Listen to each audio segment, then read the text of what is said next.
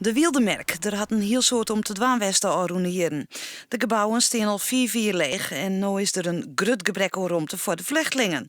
Dus waarom dit net broeken, zo is het de eigenaars. Je stap je die mensen dus op stapelbedden in rijen van 30 in een sporthal. En dan denk je, wij hebben hier een sleepkamer staan met je eigen douche en wc. En je kent de mensen zo prachtig mooi weinig. Dus we zijn mee bezig. Noord breekt wet. En volgens mij is er nou aardig Noord. Dus als ze de wet tijdelijk in brekken willen, dat is niet aan u, maar aan de gemeente, provincie en zelfs misschien wel een staatssecretaris. Voordat het leeg kwam te staan, wie het een opvang voor jongeren die het vestroen wien in het Libben. Maar nog volle lange lien wie het opvang voor Belgen in de Eerste Wereldoorlog. En ik de Molukkers kregen er plak. En nou zo het weer voor opvang je kinderen dus.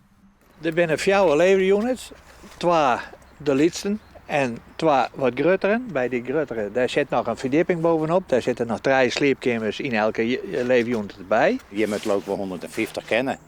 Maar ik wil misschien als ze zeggen, er moet 100 bij om het echt rendabel te maken.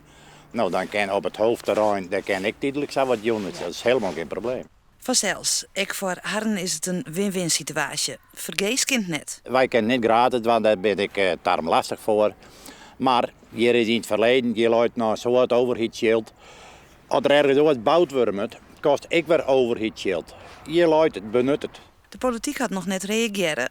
Dat vinden de mannen spietig. En politiek is soms krek aan de wien. Uit wat voor hoeken wordt het? Ik ja, de vriend Wikingen zeggen het is kijk een olietanker, de politiek. Eén keer die richting uit, dan ben je moeilijk te manoeuvreren en ik heel moeilijk te stappen. Ja, dus, wat vind je er dan van? Jammer.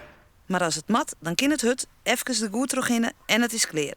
3 dagen skimmaatje, de stroom erop, het gas erop en het wetter. Hoe 14 Dan dagen hebben we is alles dit hartstikke winkel mooi, voor ja. vluchtelingen? Ja.